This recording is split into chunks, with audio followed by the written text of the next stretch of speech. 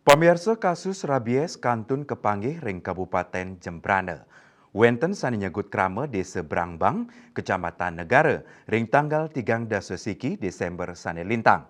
Risampun sampelnya ne kauji ring laboratorium, hasilnya ne kejantanang positif rabies. Tigang diri krama sane cegut asu inucap inggih punika I Gusti Putu Sudiasa 57 warsa, Gusti Ayu Putu Srigati 57 warsa, miwah Gusti Kadewinda 7 dasa sia warsa. Ipun sampun molihang vaksin.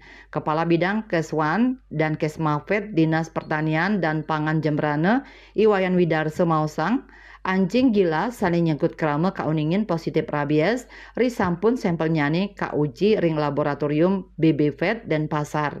Hasil nyane katrima ring tanggal 7 Januari warsekali lipat likur.